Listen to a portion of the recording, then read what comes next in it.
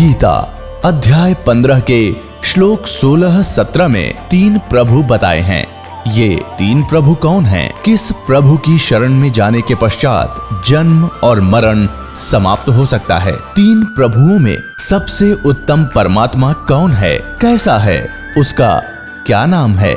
इन सभी गूढ़ रहस्यों को जानने के लिए अवश्य सुनिए जगत गुरु तत्वदर्शी संत रामपाल जी महाराज के अमृत वचन। ये देखिएगा, क्योंकि ये सारी स्थिति थोड़ा समय लगेगा, क्योंकि एक बच्चा एक ही क्लास को पढ़ने में सुनने में 1 वर्ष लगा देता है, वो जब समझ में आती है ये धीरे धीरे आपके समझ में आएगी। ये काल के ब्रह्म के अक्षर पुरुष के 21 ब्रह्मांड है। ये 4 महाब्रह्मांड हैं। एक महाब्रह्मांड में 5 ब्रह्मांड हैं और इस एक ब्रह्मांड में वो ये ब्रह्मा विष्णु महेश मालिक हैं और काल स्वयं भी इनमें महाब्रह्मा महाविष्णु महाशिव रूप में ब्रह्मलोक बनाकर रहता है। सुनना। और 21वां एक ब्रह्मांड महाब्रह्मांड काल ने स्वयं लिया हुआ है। एक महाब्रह्मांड ये इतना स्थान ये थोड़ा सा दिखा, वैसे अक्षय इसका बहुत बन जाएगा। ऐसे एलिपिकल रूप में ये सब उसी एक महाब्रह्मांड में इसने अलग रखा। इन 20 ब्रह्मांडों से इस एक लोक के ब्रह्मा विष्णु महेश को की मृत्यु होती है जब ये एक महाब्रह्मांड है, इसमें ये 5 ब्रह्मांड है। इस एक ब्रह्मांड का आपको पहले विस्तृत चित्र दिखाऊंगा, तब आपके समझ में आएगी ये कहानी सारी। ये देखिएगा,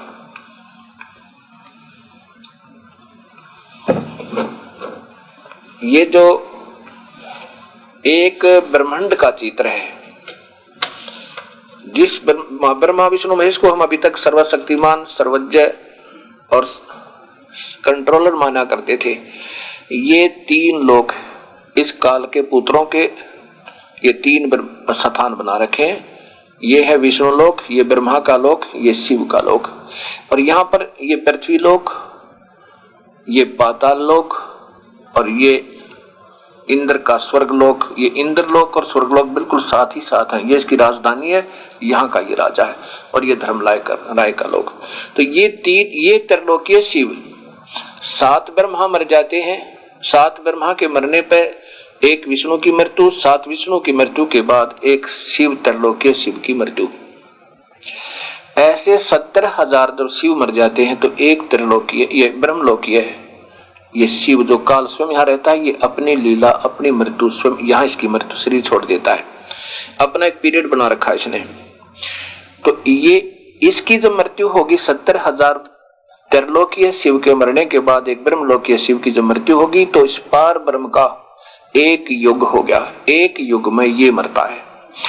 ऐसे 1000 जब ब्रह्मलोकीय शिव मर जाएंगे तो समझो उसमें 7 करोड़ ये शिव मर गए त्रिलोकीय।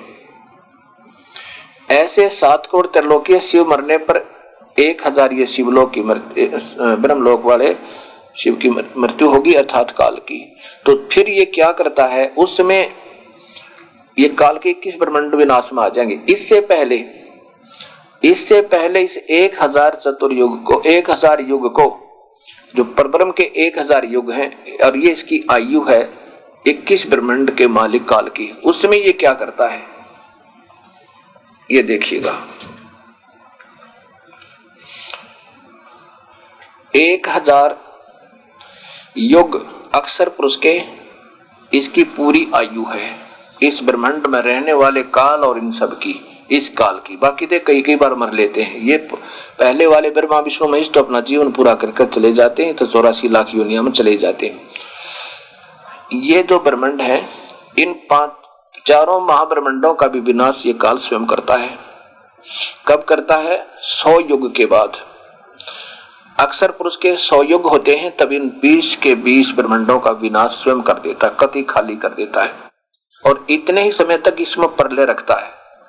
उसमें इन सभी प्राणियों को यहाँ नकली लोक और काफी बना रखे उसने एक महाब्रह्मांड में ऊपर वहां रख लेता है और उतने ही 100 वर्ष के बाद इनको फिर दोबारा इसमें जीव प्राणियों को ये नहीं समाप्त होते लोक और ये ब्रह्मांड का जो अस्तित्व समाप्त नहीं होता, इन प्राणियों को विनाश कर देता है। ये यूं के यूं जैसे मकान बने रहे, उनकी नींव बनी रहे और उसमें अन्य कंस्ट्रक्शन हटा दी जाए, ऐसा ये बाहर वाले समाप्त नहीं होते और ये भी समाप्त नहीं होते, इसमें अन्य कंस्ट्रक्शन ये विनाश में आ जाती है और ये प्राणी सब विनाश में आ जाते हैं।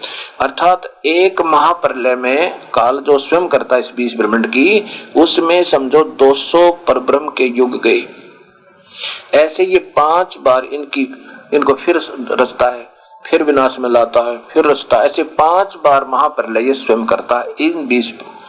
उसमें फिर उसके बाद फिर इसकी भी ये सारे समाप्त हो जाते हैं। उस समय अक्षर पुरुष का 1000 युग होगा।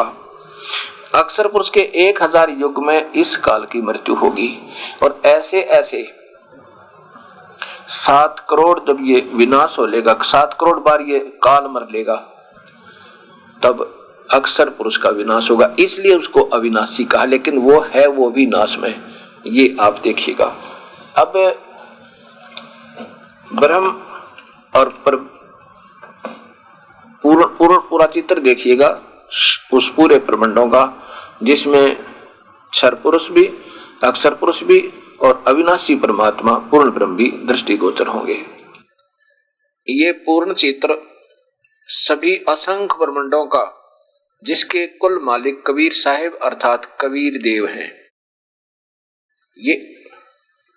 ये देखिएगा, ये पूरे चित्र जिसमें ये काल के भी लोग आ गए 21 ब्रह्मांड, ये 7 संख्य ब्रह्मांड पर ब्रह्म के भी आ जाएंगे और ये बाकी के असंख्य ब्रह्मांड ये कबीर परमेश्वर जिनका कुल मालिक है, इंक्लूडिंग काल लोक, क्षर पुरुष और अक्षर पुरुष के, इन सब के समेत ये कुल मालिक कबीर परमेश्वर है। ये हैं इस परब्रह्म के 7 संख्य ब्रह्मांड। ये लाल बाउंड्री दिख है 7 संख्य, और ये काल भगवान ज्योत निरंजन काल भगवान के 21 ब्रह्मांड है ये। और इसमें ये जो 4 महाब्रह्मांड है, एक में 5 ब्रह्मांड है, ये 20 महाब्रह्मांड और ये कुल मिला के 21 महाब्रह्मांड का चित्र। ये देखो कितना छोटा सा क्षेत्र हो गया इसकी कंपैरिजन में। ये समझो इस काल के जो 1000 युग होंगे, इसके अक्षर पुरुष का 1000 युग के बाद इस काल के सभी ब्रह्मांडों का विनाश होगा। उसमें त्रिलोकीय जो है 7 करोड़ शिव मर जाएंगे और 1000 मरेगा ब्रह्मलोक वाला शिव, ऐसे सीधा समझना।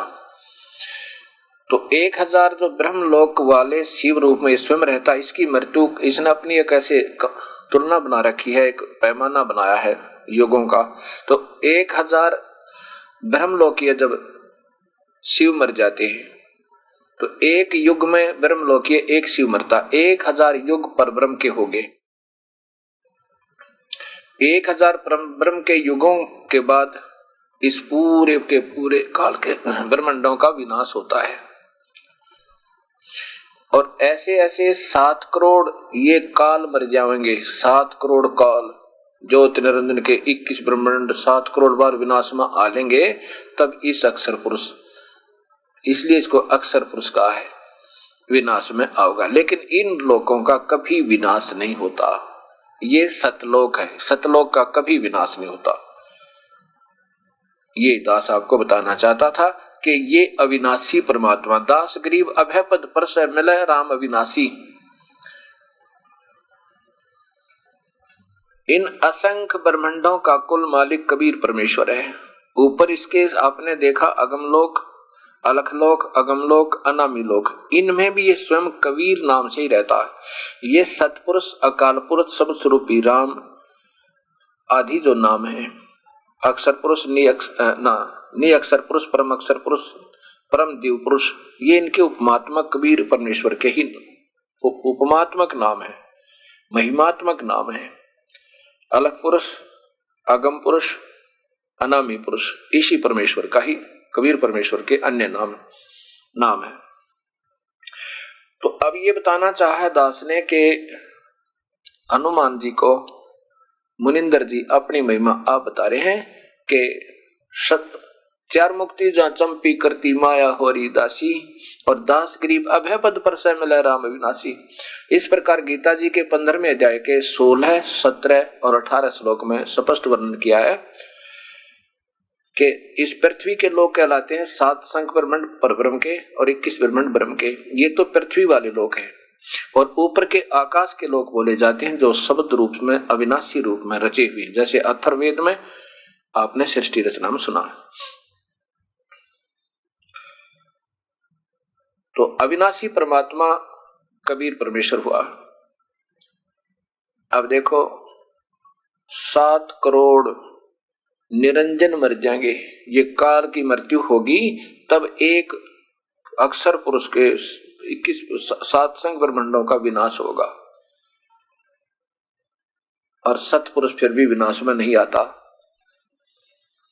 अब यहां गरीबदास जी कहते हैं कि जैसे गीता जी बता रही है कि 2 भगवान है, एक तो क्षर पुरुष, ये काल, ये तो बहुत जल्दी विनाश में बता, जबकि हालांकि इसकी मृत्यु फिर भी बहुत देर से होती है कि 7 करोड़ त्रिलोकीय शिव मर जाएंगे, तब एक बार काल का विनाश होगा। और फिर भी क्षर पुरुष कहा। और अक्षर पुरुष, क्षर पुरुष इसलिए कहा कि जैसे ये भी ऐसा कंपैरिजन समझो कि चीनी का कप और अक्षर पुरुष स्टील का कप, वो लगता बहुत सथाई है लेकिन फिर भी वो उसको जंग लगेगा, उसकी मिट्टी होगी, पर समय बहुत लग जाएगा। इसलिए सोने के कप के मिलती जुलती सतीथी सी लग रही है उसकी कि वो भी काफी सथाई है, लेकिन वास्तव में सथाई नहीं है। वास्तव में अविनाशी तो फिर सोना हुआ, उसमें जंग नहीं लगता, उसका अस्तित्व समाप्त नहीं होता। ऐसे समझाया है गीता जी में, यू ऐसे समझना होगा हमने। तो ऐसा ही गरीबदास जी कहते हैं कि कबीर साहब ने जिससे भी मिलते थे ये बताया करते थे। अब मुनिंदर जी कह रहे हैं, हनुमान जी ने कि 4 मुक्ति वहां चंपी करती माया होरी दासी, दास गरीब अभय पद पर से मिले राम अविनाशी।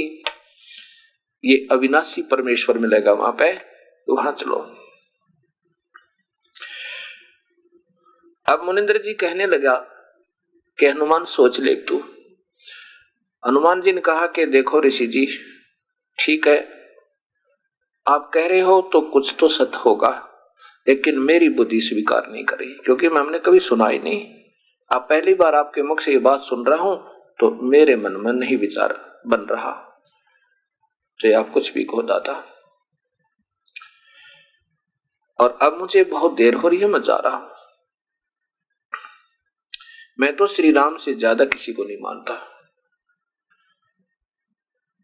चले गए जी, एक कंगन लेकर चले गए। भगवान श्री राम के पास जब हनुमान जी पहुंचे, श्री रामचंद्र जी ने पूछा, हनुमान सीता की खोज होगी? होगी जी, आपकी दया होगी, आपकी रजा से सब कार्य संपन्न हुआ। अब श्री राम ने सोचा कि ये पूरी तसल्ली कर लूं कि सीता ने कहीं रावण से समर्पण तो नहीं कर दिया है, उसने उसकी वह पत्नी तो नहीं बन गई है।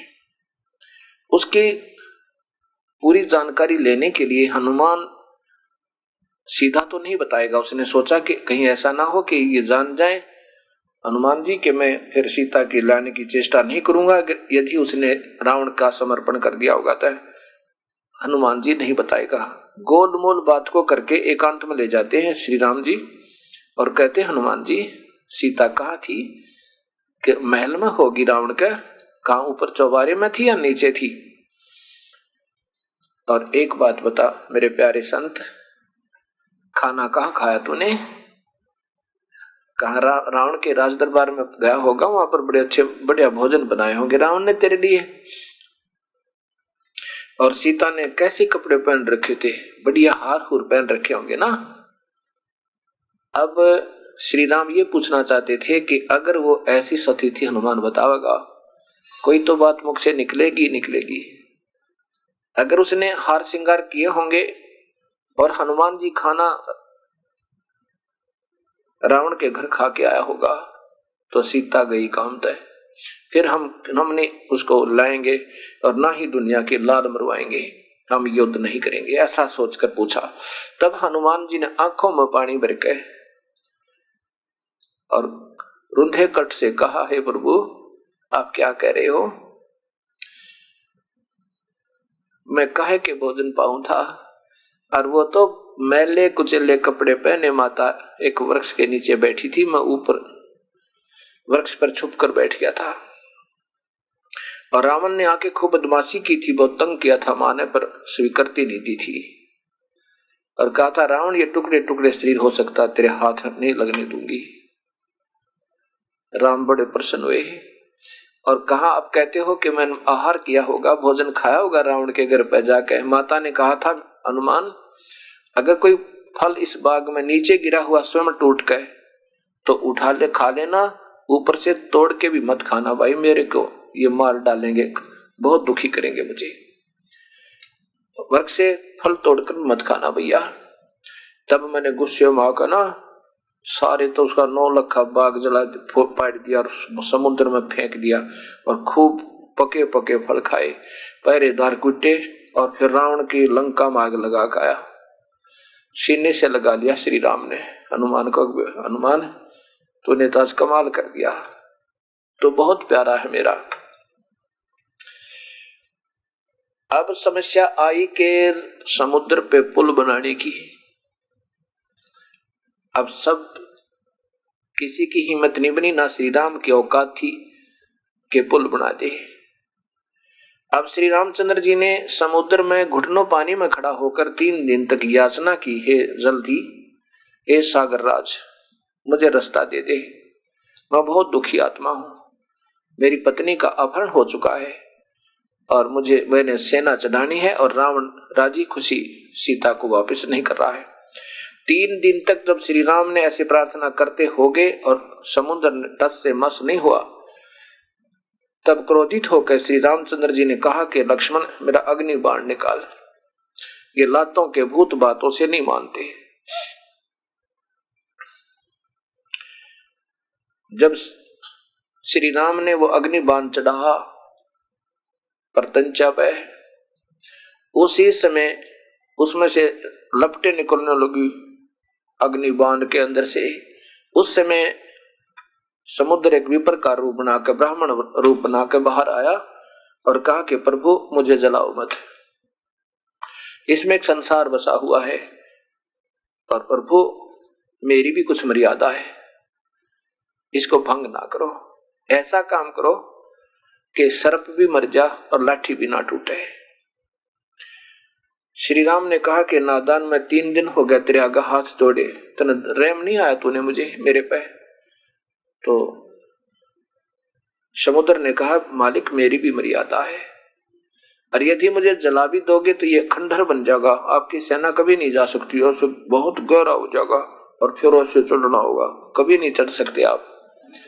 ऐसा काम करो सर्प भी मर जाए लाठी भी ना टूटे। तब श्री राम ने पूछा कि ऐसा कौन सा तरीका है जो ये दोनों काम हो? समुद्र ने बताया कि आपकी सेना में एक नल और नील नाम के 2 बहुत ही अच्छे शिल्पकार भी हैं और उनके गुरुजी द्वारा दिया हुआ आशीर्वाद है उनको, उनके हाथ से पत्थर भी तैर जाते हैं।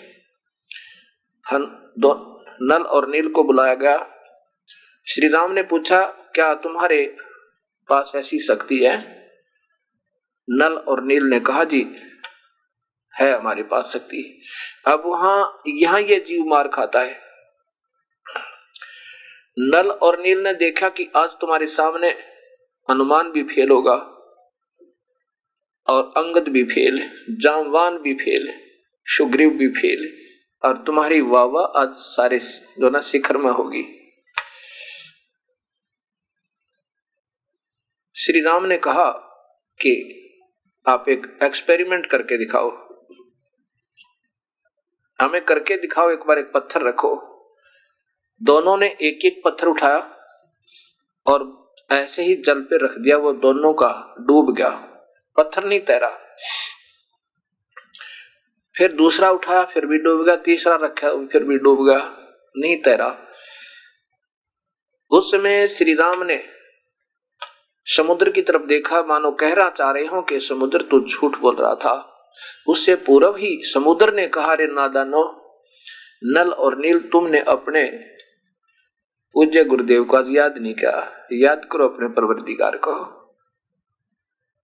उस समय उन्हें बड़ी भूल महसूस हुई, क्योंकि पहले तो महिमावान बन गए अपने आप ही कि आज तुम अगर गुरुजन याद करोगे ना तो ये न सोचेंगे इनके गुरु जी शक्ति देते हैं, इनमें तो कुछ भी शक्ति नहीं, ऐसा वो काम बिगाड़ दिया।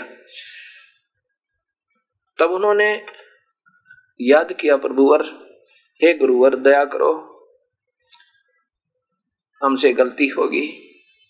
इतनी देर में सामने से कबीर साहब आते हुए नजर आए, काफी दूर तक, और देखा कि सामने गुरुदेव आ रहे हैं। दोनों कहते हैं, हमारे गुरुदेव आ गए, हमारे गुरुदेव आ गए, मुनिंदर ऋषि जी आ गए। इतने में वो नजदीक आ जाते हैं।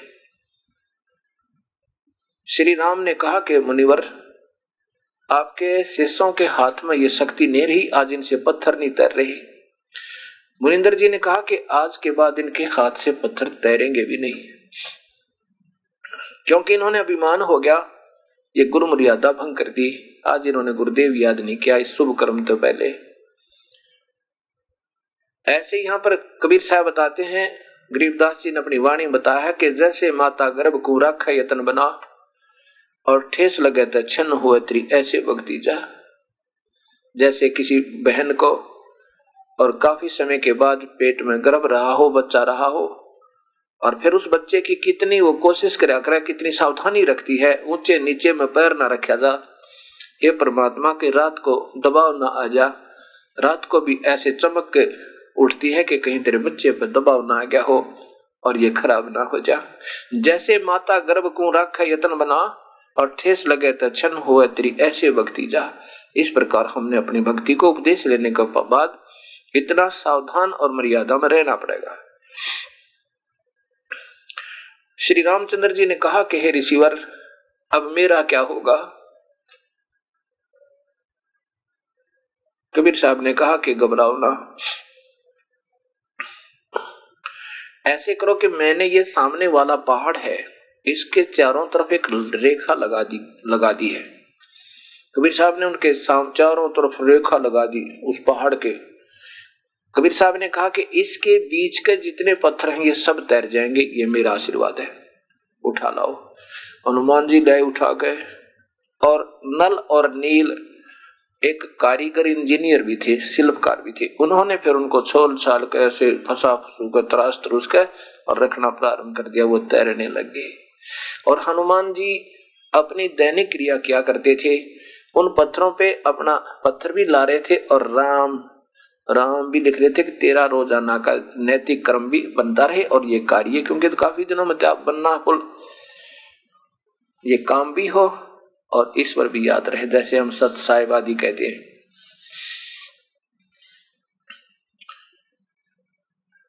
अब देखो, राम नाम कोई जाप नहीं है, जैसे हम सत साहिब कहते हैं, ये हमारा जाप नहीं, परंतु फिर भी हम बोलते हैं सत साहिब जी, सत साहिब, क्योंकि याद आती है कि सच्चा भगवान। और राम जब हम अक्सर बोले तो याद आता है कि कोई शक्ति है, लेकिन ये नाम जाप का नहीं है। लेकिन फिर भी अभ्यस्त बने हुए ऐसे मानते हैं कि हमारी दैनिक क्रिया बनती रहती है, लेकिन नाम ओरिजिनल नाम के जाप से ही मूल लाभ होगा, वास्तविक लाभ होगा, ऐसा मानो। अब पहले हम अपने पुराने गुरुओं से पूछा करते थे तो वो कहते थे, कभी तो कहते थे नल नील न पत्थर तरा दिए, कभी कहते थे ना श्री राम नाम लिख दिया हनुमान जी इसलिए पत्थर तर गए, और फिर कहते थे श्री राम ने पुल बांध दिया, पुल बना दिया उस पे समुद्र पे। ये अधूरा ज्ञान था। अब ये ज्ञान हमारे सामने आया कि कैसे ये पुल बना और कौन इसका मूल कारण थे। अब आपने ये भी, हम प्रश्न करते थे पहले अपने पुराने अधूरे गुरुओं से, क्योंकि भावना तो बहुत थी, पर वो जो कह देते थे उसको हम स्वीकार करके और शांत हो जाते थे। हम प्रश्न करते थे कि भगवान श्री राम आप बताते हो कि ये तो विष्णु अवतार हैं, और फिर ये शिवलिंग बना करके शिव की पूजा कर रहे, तो वो क्या कहा करते हैं कि ना शिव तो राम की पूजा करता, विष्णु की पूजा करता है और विष्णु शिव की पूजा करते हैं, या कोई बात हुई। अब वो श्री राम जो है, अब ऊपर के भगवान शिव की उस ब्रह्मलोक में रहने वाले, वैसे तो वेदों के में लिखा है कि पूर्ण परमात्मा कोई और है। ऐसे ही जब इन पर आपत्ति आती है तो पूर्ण परमात्मा का ही वो सिमरण करते हैं, उसको हृदय से रोते हैं, उसके आगे याद करते हैं। फिर वो दयालु परमेश्वर हमेशा उस तरफ होता है जो यानी गलती ना हो। जैसे दो राजाओं की लड़ाई है या किसी दो पक्षों की लड़ाई है, उस तरफ होंगे जो दोषी ना हो, निर्दोषों की तरफ होते हैं और भक्ति वाले व्यक्तियों की तरफ होते हैं। तो उस परमेश्वर ने देखा कि इसमें गलती सारी रावण की है, तो वो पूर्ण परमात्मा की उन्होंने भक्ति की, याद किया। तो उन्होंने याद करके उसको फिर अपना अन्य कार्य प्रारंभ करना था। अब इन श्री राम आदि को सिर्फ इतना ही ज्ञान है कि और परमात्मा है, उसको शिव भी कहते हैं, क्योंकि पूर्ण परमात्मा वेदों में वर्णन है, उसको ब्रह्मा विष्णु और शिव भी उसी का नाम है। ब्रह्मा का अर्थ है कुल सृष्टि रचनहार, विष्णु का अर्थ होता सर्वव्यापक और पालन करता, वही कबीर है। कबीर साहब जैसे अक्षर पुरुष एक पेड़ है, निरंजन वा की डार, तीनों देवा शाखा है, ये पात रूप संसार, और जड़ फिर अलग रहेगी। ऐसे ही गीता जी के अध्याय नंबर 15 के श्लोक नंबर 17 में लिखा है कि वास्तव परमात्मा कोई और है और वही तीनों लोकों में प्रवेश करके सबका धारण पोषण करता है, अर्थात कुल मालिक कोई और ही है, वही अविनाशी भगवान है। तो सब कार्य ये ऐसे अड़े हुए उन्हीं के पुण्य कर्मों के आधार पर वो मदद करते हैं। इस त्रिलोकीय शिव की जो पूजा नहीं थी, ऐसे ध्यान किया था, त्रिलोकीय शिव की तरफ ध्यान किया था किसने? श्री रामचंद्र जी ने, और उससे प्रार्थना की थी कि सेना भेज दे। त्रिलोकीय शिव ने अब 18 पदम नील पदम 18 पदम अपने गण भेजे थे वहां तक, शिव के लोग थे, और उन्होंने किसी ने रीछ का रूप बनाया, किसी ने बंदर का रूप बनाया, किसी ने कोहे का रूप बनाया, और फिर वो 18 पदम वो सेना वहां से शिव के लोग आई थी। इसलिए भगवान विष्णु ने राम ने टेलीफोन किया था उसको कि मेरी मदद कर और कुछ सेना भेज। ये आपस में एक दूसरे की ऐसे हेल्प कर सकते, लेकिन पूजा नहीं की इसने उसकी। और उस परम पिता के आदेश से उस शिव ने इनकी मदद के लिए सेना भेजी थी ना। रावण की सेना के सामने कहां से लाई थी ये सेना? जब सुग्रीव की थोड़ी सी सेना थी, 18 पदम होती है, तो 18 पदम सेना वहां से आई थी। ऐसे ये शिव की वास्तव में ऐसे ही उसको शिव को याद किया था, पूजा नहीं की थी। एक मंत्री दूसरे विभागीय मंत्री की पूजा नहीं, वो अपना एक भाईचारा सहयोग से एक दूसरे की मदद कर सकते हैं, लेकिन पूजा नहीं करते। पूजा पूर्ण परमात्मा का ही करते हैं ये, क्योंकि इनको वेदों में ब्रह्म तक का ज्ञान है, और ब्रह्म ये एक और शिव है, ब्रह्म ही शिव रूप में रहता है एक ब्रह्मांड में, ऐसा समझो। अब ये धीरे धीरे, क्योंकि मैं आपको बताना भी चाहता हूं, लेकिन एकदम मैं ऐसे ढंग से बताना की चेष्टा कर रहा हूं बताने की कि धीरे धीरे आपके हृदय में यह सच्चाई धीरे धीरे प्रवेश करे। आज ही अगर सारा ही एकदम चारों तरफ से बता दूंगा तो बिल्कुल बुद्धि आपकी अस्वीकार कर जाएगी। अब ऐसा सोचकर चलिए, रहे नल नील जतन कर हार, तब सतगुरु से करी पुकार। रहे नल नील जतन कर हार, तब सतगुरु से की पुकार। जा सतरे खाल की अपार, सिंधु पे शिला तिराने वाले। जा सतरे खाल लिखी अपार, सिंधु पे शिला तिराने वाले। धन धन सतगुरु सत कबीर भक्त की, पीर मिटाने वाले। धन धन सतगुरु सत कबीर भक्त की, पीड़ मिटाने वाले भक्त की, पीड़ मिटाने वाले भक्त की, पीर मिटाने वाले, धन धन सतगुरु सत कबीर भक्त की, पीड़ मिटाने वाले। अब ऐसे ये पुल का निर्माण हुआ था कबीर परमेश्वर की रजाते। अब 12 वर्ष तक युद्ध हुआ और 12 वर्ष तक श्री राम तो रावण नहीं मरा। श्री रामचंद्र जी समर्थ नहीं थे। जब इन्होंने देख लिया कि अब तो बात बिगड़ गई, अब ये रावण नहीं मर पा रहा है, निढाल हो गए, तब उस परमेश्वर को याद किया था श्री राम ने कि हे सर्वशक्तिमान, हे परवरदिगार, मेरी रक्षा करो, मेरी मदद करो। उस समय कबीर परमेश्वर आए थे सतलोक तय और तीर चलाता दिखा था श्री राम और ठोकिया सुंडी नाभि में कबीर परमेश्वर ने। अब ये बातें आपको बहुत लास्ट की हैं, अभी तक हमने जो ज्ञान सुना था वो भी इसको थोड़ा अस्वीकार्य करेगा नहीं।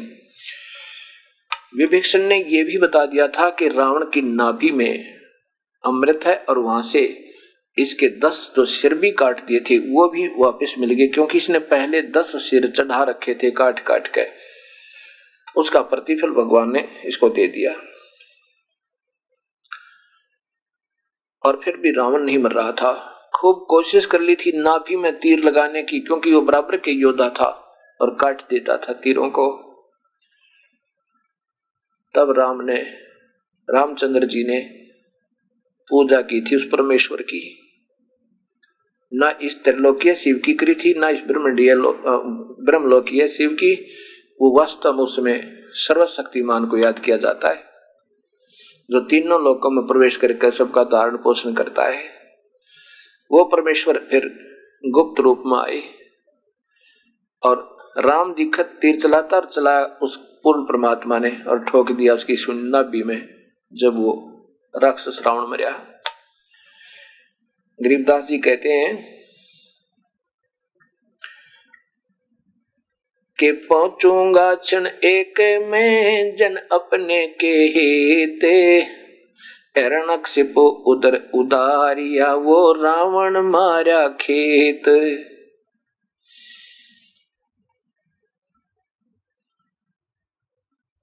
पहुंचूंगा क्षण एक में जन अपने के काज, हिरण्यकुश जो मार दूं नरसिंह धर लूं साजे।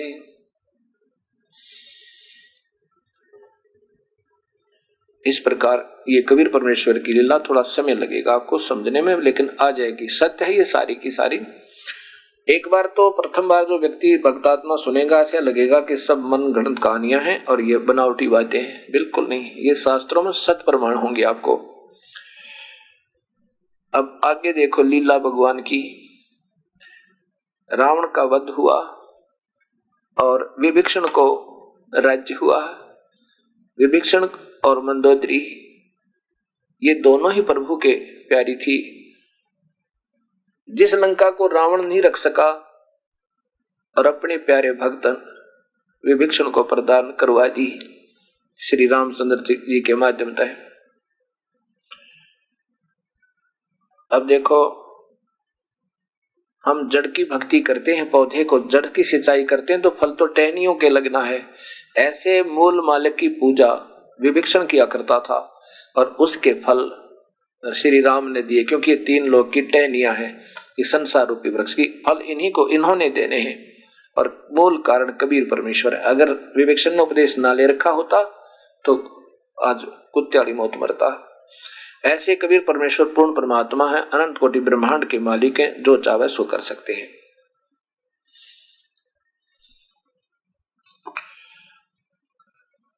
विभीषण को राज्य प्रदान करके श्री रामचंद्र जी सीता जी की अग्नि परीक्षा लेकर सब सैनिकों के सामने श्री राम ने कहा कि यदि सीता को रावण ने छुआ भी नहीं है तो अग्नि के अंदर नहीं जलेगी, और जल गई तो ये उल्टा होगी और विनाश को प्राप्त हो जाएगी, कोई दिक्कत नहीं। ऐसा ही अग्नि के अंदर सीता को बैठाया गया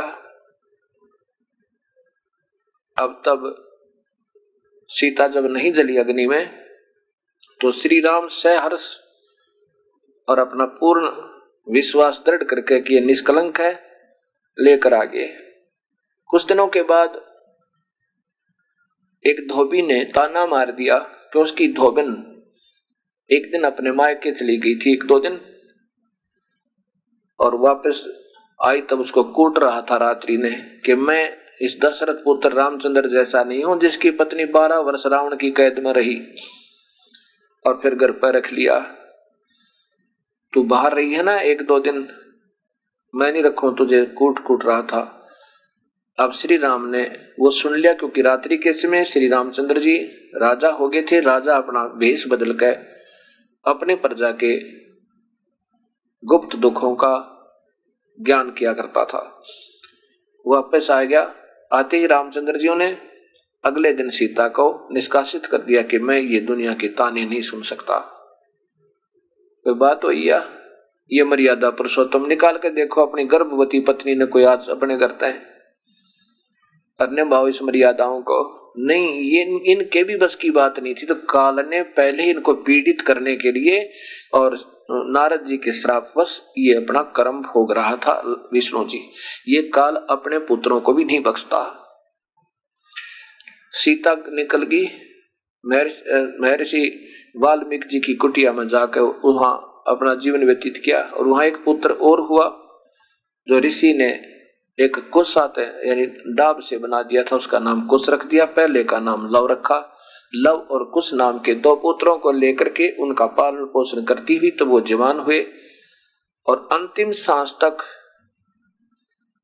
जिस व्यक्ति के, जिस मनुष्य के, चलो हम उनको भगवान तो हैं ही, 3 लोक के मालिक हैं, और जिसका परिवार बेटा बेटी छोटे छोटे बच्चे और पत्नी दूर रहे सारी उम्र, तो वो कितना सुखी हुआ होगा। चाहे राजा के चाहे महाराजा बन जाए।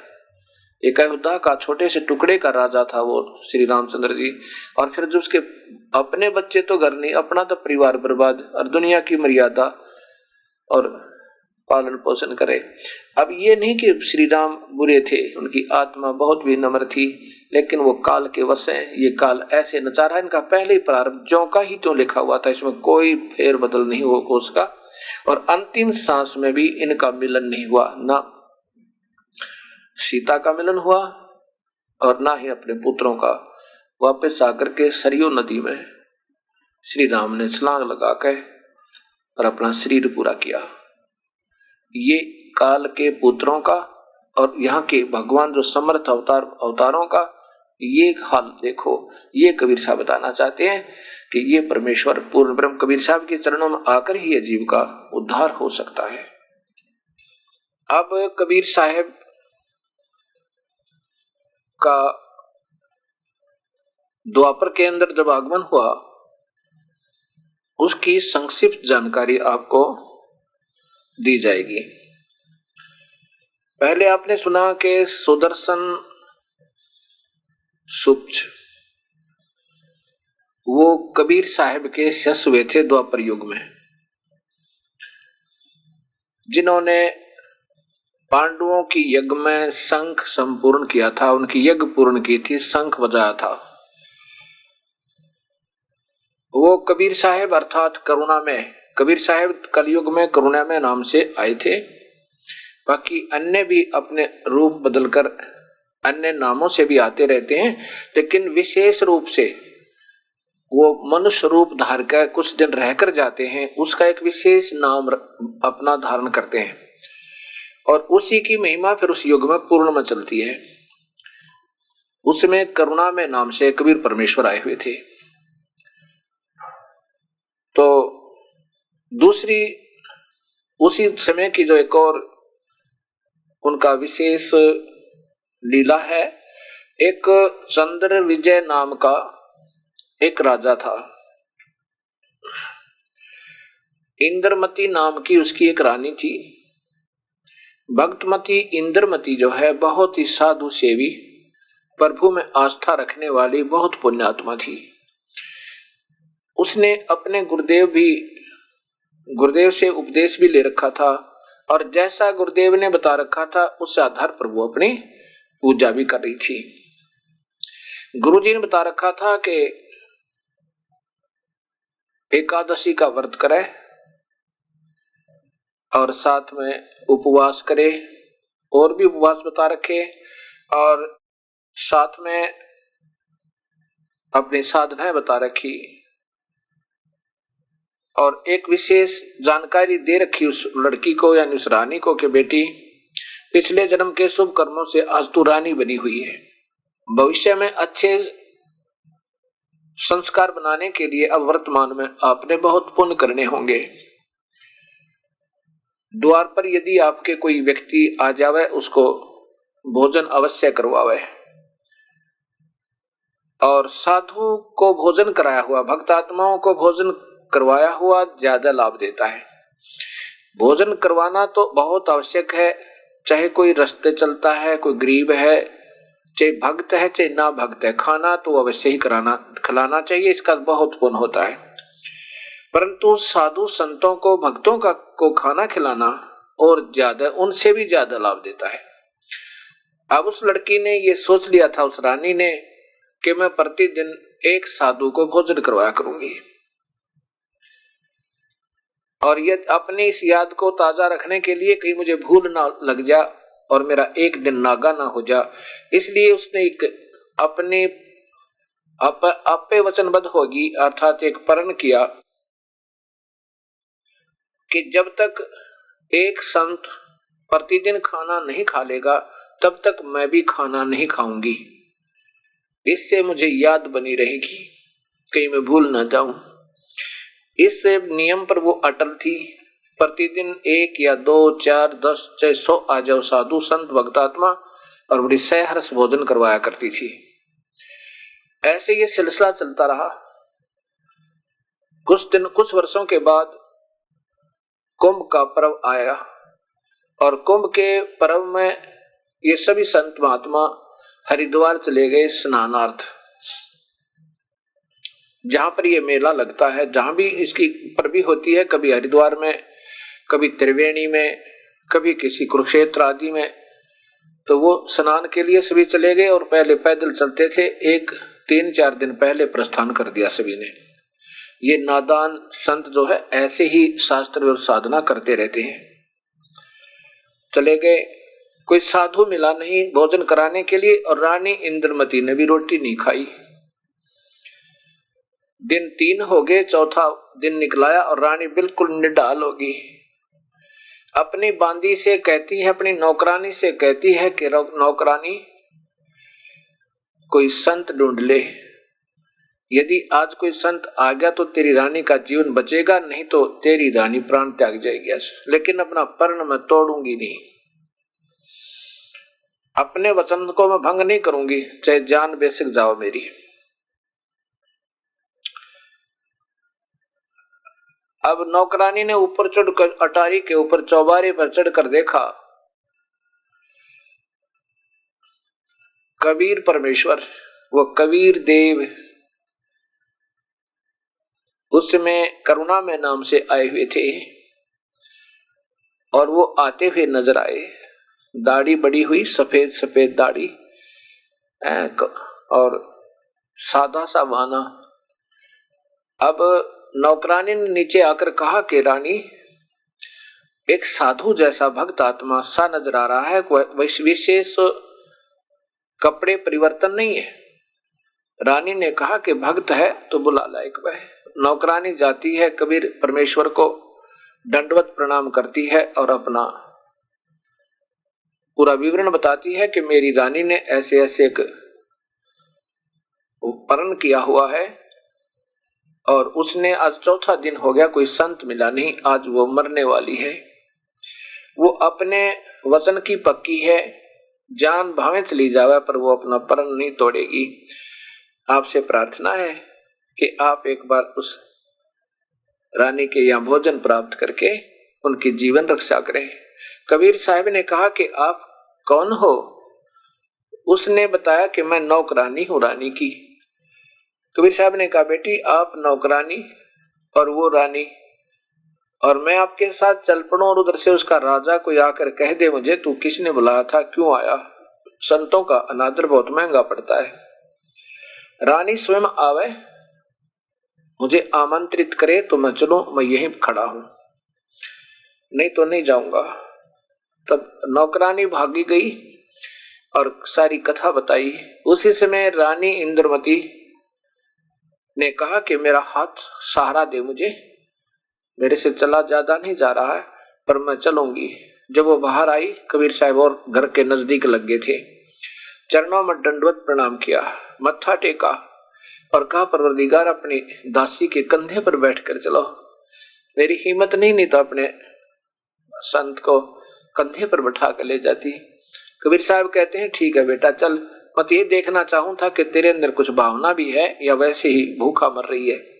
साधु भूखा भाव का, धन का भूखा ना, अर्जय कोई धन का भूखा हो साधु भी ना। घर पे आ जाते हैं कबीर परमेश्वर, रानी राजा के घर पे।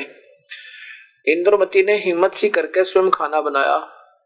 कबीर साहब ने कहा कि बेटी मेरा खाना खाने का शरीर नहीं है, मेरा तो तेज पुंज का शरीर है। रानी ने कहा कि मेरे काम नहीं, फिर आप खाना नहीं खाओगे तो मैं भी खाना नहीं खाऊंगी और प्राण आज मेरे निकल ही जाने हैं। तब कबीर साहब ने कहा कि ला बेटा खाना भी खाएंगे, क्योंकि समर्थ उसी को कहते हैं जो चाहे सो कर दे। कबीर साहब ने खाना खाया और फिर बताया, बेटी तू जो साधना कर रही है ये ठीक नहीं तेरी। ये व्रत रखना किसने बताया तुझे? कि मेरे गुरुदेव ने बताया, मैंने गुरु बना रखा महाराज जी। कबीर साहब ने कहा, बेटा व्रत करने से कोई लाभ नहीं होता। जब ये अकाल गिरते हैं, दुर्भिक्ष पड़ जाता है, उसमें ना जाने कितने दिनों तक, 6-6 महीने तक घास फूस खा खा के और ये व्यक्ति प्राण त्याग जाते हैं। उसमें एकादशी भी, द्वादशी भी और ये पूर्णिमा भी और साथ में ये मंगलवार सोमवार ना बेरा कितने चक्कर काट जाते हैं और केवल घास फूस पर आधारित रहकर वो प्राणी रहते हैं और फिर भी मृत्यु को प्राप्त होकर बुरा हाल होता है। ये शास्त्र विरुद्ध साधना है। वेदों में कहीं वर्णन नहीं है व्रत रखने का। और जो साधना तुम कर रहे हो काल तक की साधना बेटी, पूरी सृष्टि रचना सुना दी। तो इंद्रमती ने कहा कि महाराज जी ये तो आप अपनी बात होती है, ये संत है ना एक दूसरे की ऐसे क्रिटिसाइज करते ही रहते हैं, मैंने गुरु बना रखा, मैं और कुछ सुनने को तैयार नहीं। जैसी मेरी साधना ठीक है। कबीर साहब ने कहा, बेटा ये रूढ़िवादी रवैया भी, हठ योग भी अच्छा नहीं, बात को सुनो, अगर अच्छा लगे तो ठीक है, नहीं तो आप अपना क्रिया तो कर ही रहे हो। कहा, बेटा ये रास्ता जो है तुम्हारा काल तक का है, इसमें जन्म और मरण, ठीक है अच्छे पुण्य करेगी तो ठीक, आप 84 लाख जोनियों तो भोगना ही भोगना होगा। अच्छे पुण्य कर्म है तो हो सकता है आपका फिर भी अच्छा जन्म हो सके, लेकिन यहाँ पुण्य अलग और पाप न्यारे, ये दोनों अलग अलग लिखे जाते हैं और दोनों ही आपको भोगने होंगे, इसमें कोई शक नहीं। रानी बन जाएगी, मान लीजिए अगले जन्म में भी तू अच्छे स्थान पर जन्म भी ले लेगी, लेकिन ये कभी ना कभी पुण्य तेरे क्षीण होंगे और पाप कर्मों का नंबर अवश्य आएगा। और फिर पाप कर्म के आधार पर 84 में जाएगी, नरक में जाएगी, ना मेरा कितना कष्ट उठाएगी। और जो आपके गुरुदेव हैं वो पूर्ण नहीं है, ठीक है अच्छी आत्मा है, उन्होंने अच्छा रास्ता दे रखा है तुम्हें। मान लीजिए कोई बच्चा 5वीं कक्षा में पढ़ रहा है और कोई कहे आगे भी पढ़ लो, और वो कहे नहीं मैं तो आगे पढ़ना ही नहीं, मैं तो वही गुरुजी रखना है, या कोई बात हुई। ठीक है ये महापुरुष है, अपने लेवल की पढ़ाई आपको अच्छी, अगर शास्त्र अनुकूल पढ़ा रहे हैं तो अच्छा है, जैसे गीता और वेद के अनुसार पे तो बहुत अच्छा है। अगर इसे विरुद्ध पढ़ा रहे हैं तो वो आपका प्राइमरी के भी अध्यापक नहीं है, अर्थात प्राथमिक शिक्षा भी आपको सही नहीं दी जा रही। फिर वो कहते हैं रानी ने कहा इंद्रमती ने कि मैंने गुरुजी बना रखे हैं और उनको कैसे त्याग सकती हूँ, गुरुजी थोड़े त्यागे जाते हैं। कबीर साहब ने कहा, बेटी गुरुजी त्यागे नहीं जाते, बदले जाते हैं। 5वीं तक के अध्यापक कुछ और होते हैं, प्राइमरी से आगे दूसरे अध्यापक होते हैं, और उच्च क्लासेज में उच्च कक्षाओं में जाने के बाद ऐसे अध्यापक बदलते रहते हैं। अभी तक आपने केवल काल तक की पढ़ाई की है, ब्रह्म तक की साधना मान लीजिए आपके गुरुदेव ने दे रखी है, तो इसमें तो असंख्य जन्म हो गए, तूने ऐसे चक्कर काटती ने। रानी ही नहीं, तू महारानी भी बनी, इंद्र भी की पदवी, इंद्र के लोक में भी रही, देवी भी बनी, महादेवी भी बनी तुम, लेकिन ये जन्म मरण तुम्हारा मिटा नहीं। और जो मैं रास्ता बताऊंगा वो पूर्ण परमात्मा का और जन्म मरण मिट जाने का सत्य मार्ग होगा। और गुरुजी बदल लेना चाहिए। जैसे एक डॉक्टर से इलाज ना हो तो दूसरा बदल ले, क्या एक ही डॉक्टर एक ही वैद्य के आश्रय रहने से अपना जीवन व्यर्थ करना, मृत्यु को प्राप्त होना अच्छा थोड़ा ही होता है। और आखिर में बताया ठीक है, नहीं मानती है तो मत माने, आज से तीसरे दिन तेरी मृत्यु होगी और तुझे सर्प डसेगा, ना तेरा गुरुदेव बचा सकेगा और ना ही तेरी भक्ति कोई बचाव कर सकेगी। राजा परीक्षित को सर्प ने डसना था और सर्प ने डसा ही डसा, उसको कोई चेंज नहीं कर सका। ठीक है, 7 दिन भागवत सुनाने से उसकी वृत्ति यहां से हट गई सुखदेव की और स्वर्ग पहुंच गया। और जब स्वर्ग का समय समाप्त हो जाएगा, उसकी वो शुभ कर्मों का जो देय है उसका वो समाप्त हो जाएगा, उसके बाद वो फिर 84 लाख दुनिया भी भोगेगा और साथ में नरक भी भोगना होगा। इतनी उसको राहत मिली। और सर्प ने फिर भी डसा ही डसा, मृत्यु तो हुई। इंद्रमती ने कहा कि मैं आपका उपदेश ले लूं, क्या मेरी मृत्यु फिर नहीं होगी? अगर नहीं होगी, मैं वो सुप्रीम पावर हूं कि जीव की आयु भी बढ़ा देता हूं। मैं पूर्ण ब्रह्म हूं, अनंत कोटि ब्रह्मांड का स्वामी हूं। अब ऐसे कोई व्यक्ति अपने आप को ऐसा कहे तो नहीं लगता ठीक सा, उसको नहीं अच्छा लग रहा था रानी को, फिर भी स्वीकार करना पड़ा क्योंकि उसकी मृत्यु तीसरे दिन होनी थी और वो इस बात को समझ गई कि महात्मा कोई गलत नहीं कहा करते और निस्वार्थी महापुरुष नजर आते हैं, कोई इनका लोभ भी नहीं है। तब इंद्रमती ने कहा, प्रभु यदि मैं नाम ले लूं तो मेरा जीवन रक्षा हो जाएगी, श्योर पक्की होगी बेटी, कोई शक नहीं। नाम ले लिया और कहा कि मंत्र जाप करते रहना। प्रथम मंत्र दिया मालिक ने, पहली बार पेय पदार्थ के साथ में पान परवाना, और कहा कि तीसरे दिन तुझे काल आएगा, मेरे रूप में आएगा पहले, और उस समय वो आवाज लगाएगा, तूने बोलना नहीं है, अब की बार नहीं बोलना, आगे से गुरुदेव दिखाई दे जा तो बहुत जोर से बाघ का दंडवत करे, चन्ना में गिर जावे, खूब आदर सत्कार करे, लेकिन अब की बार तूने उससे बोलना नहीं। जब वो आवाज लगाए और तूने दृष्टिगोचर होगा तुझे, उस समय इस मंत्र का जाप प्रारंभ कर देना। ऐसे कहकर कबीर साहब चले गए। इंद्रमती को डर भी लग रहा था और कुछ ये भी लग रहा था कि ऐसे थोड़ा ये वैसे भी कह गए होंगे महात्मा जी। फिर मन में आता कि वैसे क्यों कहते, क्योंकि उन्हें कोई स्वार्थ नहीं था, मेरे से पैसा भी नहीं लिया। फिर ये बात और दृढ़ होगी। वो तीसरा दिन आया, दोपहर का समय हुआ, बाद दोपहर काल आता है। काल आया और कबीर साहब का रूप बना के, यानी गुरुदेव का रूप बना के, और कहा, इंद्रमती बेटी, इंद्रमती। अब उसको याद था वो दिन चौकस, सामने देखा जो क्या तो स्वरूप। उसी समय अपना मंत्र जाप प्रारंभ कर दिया। 2 मिनट तक मंत्र करती रही और फिर देखा उसके चेहरे की तरफ, उस काल का वास्तविक चेहरा हो गया। वो स्वरूप जो उसने अपनी सिद्धि तो बनाया था वो नहीं रहा कबीर साहब वाला, वास्तविक काल चेहरा, काल रूप हो गया उसका, यमदूत की तरह। जब उसने देखा काल ने कि तेरा तो स्वरूप बदल दिया, उसी समय जान गया कि इसके मंत्र में बहुत शक्ति है। तब कहा कि अब तो तू बच गई मेरे तय, तुझे फिर देखूंगा। यूं कहकर के वो काल वहां से अंतर्ध्यान हो गया। रानी कूदती फिर सबको बतावे, आज मेरी मृत्यु होनी थी, मेरे गुरुदेव जी ने कृपा कर दी, मेरी रक्षा कर दी। आज काल आया था, मुझे लेने आया था, मेरे गुरुदेव के मंत्र ने मेरी रक्षा की। राजा को बतावे, मंत्रियों को बतावे, अन्य नौकरानियों को बतावे। राजा कहता है तब तेना बावली हो, बिल्कुल बहम बहुत करती है, काल आता और तुझे छोड़ जाता, कभी हो सके। ठीक है। तो वो कहने लगी मैं जानू, आपको क्या मालूम, मेरी जान मेरे गुरुदेव ने बख्श दी। ऐसे जाकर के आराम से लेट जाती हो निश्चिंत सी हो कहे।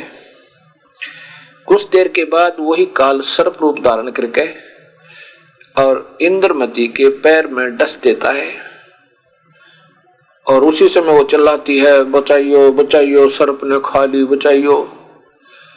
इतने में सैनिक आते हैं, मंत्री आते हैं, नौकर आते हैं भागकर। वो सर्प एक मोरी के अंदर से पार हो रहा होता, पीछे से देख इतने नजदीक पहुंचे वो मारने के लिए, इतना पार निकल गया। और रानी इंद्रमती पुकार का अपने बंदी छोड़ को, हे बंदी छोड़, हे कबीर परमेश्वर, हे करुणामय जी रक्षा करियो। बेहोश होगी। कुछ ही क्षणों के बाद कबीर साहब द्वार पर बाहर प्रकट हुए और कहा कि इंद्रमती क्या हाल है बेटी। तब नौकर बाहर गए और कहा महाराज जी आप तो सही मौके पर आ गए, इंद्रमती को सर्प ने डस लिया, वो तो मर चुकी है। अब कबीर साहब वहां पहुंचे और लोग दिखावा बनावटी सब मंत्र बोलिया और फिर कहा उठ बेटा, सतगुरु चलना माँ के पूर्ण परमात्मा के कभी मरते हैं, वो तो जीव की उम्र बढ़ा देता है। उसी समय जीवित होगी और चरणों में गिर गई। सब ने देखा बड़े खुश हुए। बोल सतगुरु कबीर साहेब की जय। गरीबदास जी कहते हैं जम जाओ राजा से डरे, मिटे कर्म के लेख, अदली अदल कबीरी है, कुल के सतगुरु एक। जम जाओ राजा से डरे, मिटे कर्म के अंक, कागज की रे दरगह दही, 14 कोटन चंपे। कबीर परमेश्वर हमारे रक्षा करते हैं, उम्र बढ़ा देते हैं। जम, यम माने काल, डर, जौरा माने मौत, ये दोनों डर कबीर परमेश्वर थे। और मिटे कर्म के अंक, ये मृत्यु को भी, आयु को भी बढ़ा देता है, मृत्यु को टाल सकता है, ये कबीर परमेश्वर है।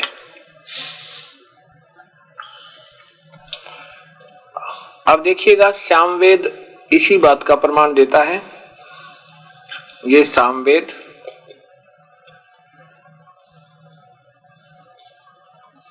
और इसके श्लोक नंबर 822 देखिएगा, ये 822 है इधर। मनीषी भी पवते पूर्व कबीर, ये रे जो है ये यहां लगेगा हलंत वाला, ये रे ऊपर यहां न के ऊपर रहे। नरभ्यर्थ परिकोशान अशदत त्रि तस्य नाम जनेन मधु अक्षरन इंद्रस्य वायुम सखायाय वर्धन। अब इसकी हिंदी ये दास बताओगा, संस्कृत दिखानी थी आपको। अब इसका सीधा सा अर्थ बनता है कि कबीर परमेश्वर, कबीर इसमें है मनीषी भी पवते पूर्व कबीर, पूर्व माने पहले वाला, कबीर माने कबीर परमेश्वर। निर्भी यत परिकोशान अस्दत तेरी तस्य नाम जनेन मधु अक्षरन इंद्रस्य वायुम सखा वर्धन। पूर्व अर्थात सनातन, पुराना, पहले वाला, अविनाशी अर्थात अविनाशी, कबीर माने कबीर परमेश्वर। मनीषी भी हृदय से चाहने वाले, निर्भी माने श्रद्धा से भक्ति करने वाले भक्तात्मा को, त्रि माने तीन, नाम माने मंत्र उपदेश। तीन मंत्र देकर, एक तो ओम मंत्र है, ये तो सीधा ही है, इसके साथ एक मंत्र और लगेगा। ओम तो ब्रह्म का मंत्र है और वो दूसरा मंत्र परब्रह्म का, यानी उनके बेनिफिट में हमने कुछ नहीं लेना यहाँ का। वैसे तो ओम नाम से प्रभु प्राप्ति नहीं है, लेकिन यहाँ की सुविधाएं बहुत मिल जाती है। इंद्र बन जाना, महा इंद्र बन जाना, ब्रह्मा विष्णु महेश की पदवी भी पा सकता है। और लाखों वर्ष तक स्वर्ग में भी रह सकता है, यहाँ राजा भी बन सकता है और फिर नरक में तो जाना ही जाना है। अगर हम इसकी सुविधा नहीं लेंगे तो हम इसका ऋण उतर जाएगा। जैसे गीता जी के 18वें अध्याय के 66वें श्लोक में लिखा है कि तू सभी पूजाओं को, जितनी भी पूजा तू आज तक ब्रह्म तक की है वो मेरे में छोड़ दे, मेरी सब पूजाओं को छोड़ दे। माम माने मेरी। और एकम शरणम व्रज, उस एक की शरण में चला जा, मैं तुझे पापों से मुक्त कर दूंगा, चिंता ना करें। अर्थात हम इसके ऋण मुक्त हो जाएंगे। वो ओम नाम के जापते हैं, पूरे संत का नाम लेकर, अधूरे से नहीं बात बनेगी। और दूसरा मंत्र पारब्रह्म का है, जो यहाँ से उसके लोक से पार करने का हमें टैक्स देना होगा। उसके बाद तीसरा मंत्र जो हमें वो स्थायी स्थान देगा, वो सार नाम कहलाता है। ये दोनों मंत्रों की कमाई नहीं बनी तो सार नाम व्यर्थ, और सार नाम नहीं मिला रही, ये दोनों रह गए तो व्यर्थ। व्यर्थ का मतलब है कि आप पार तो हो नहीं सकते, पर पूरे संत का नाम ले रखे, ये सही सतनाम कहलाता है दो मंत्रों का। इससे आपको यहाँ के लाखों वर्षों तक, आपको युगों तक आप स्वर्ग और महास्वर्ग में रह सकते हो इस मंत्र के जापते हैं। और फिर यहाँ पर राजा और महाराजा बन जाओगे, लेकिन पार नहीं हो सकते। उसके लिए ये दोनों भी व्यर्थ बताए हैं जब तक सार नाम नहीं मिलेगा। तो इसलिए लिखा है कि त्रि नाम, तीन मंत्र का उपदेश देकर, पवते माने पाप कर्मों को काट कर पवित्र करके, जनेन माने जन्म का, अक्षरन माने मृत्यु का, से न माने रहित करता है, और तथा तस्य करता है, तस्य माने उसके, उस भक्त आत्मा की, वायु माने प्राण, प्राण अर्थात जीवन श्वासों को उससे सखाया माने उस साथी के, मित्र के, मित्र माने सही भक्ति करने वाले भक्त के, तस्य माने उसके, वायु माने प्राण, जीवन श्वासों को जो संस्कार वश डाले हुए होते हैं, को सखाय माने अपने भक्त के जो गिनती के डाले हुए होते हैं, कोशान माने अपने भंडारते हैं, कोश खजाने थे, अपने भंडार से परिवर्धन पूर्ण रूप से बढ़ा देता है। कितना स्पष्ट कर दिया। यत माने जिसके कारण, इंद्रस्य माने परमेश्वर के, मधु माने वास्तविक आनंद को, आशीर्वाद माने अपने आशीर्वाद प्रसाद से प्राप्त करवा देता है, दे देता है। इससे सिद्ध हो गया कि तीन मंत्र से का नाम जीव को पार करेगा। और इसी का प्रमाण गीता जी के 70वें अध्याय का 23वां श्लोक करता है। ओम तत्सत। ये परमात्मा, पूर्ण परमात्मा की, ब्रह्मण यानी पूर्ण परमात्मा की भक्ति का एकमात्र मंत्र है। इसके बिना जो अधूरे मंत्र देते हैं वो संत अधूरे और जीव के को धोखा दे रहे हैं। ये भोली आत्मा भटक रही हैं, ढूंढ रही हैं ईश्वर को, लेकिन ये पार नहीं होने देते हैं। ऐसे बीच में उड़ जाकर बैठा देते हैं, ना इनको ज्ञान है, ना इनके पास कोई पूरी भक्ति है, ना शास्त्रों का कोई वर्णन है। गीता जी को उल्ट सुलट करके इन्हें खोल रखा है।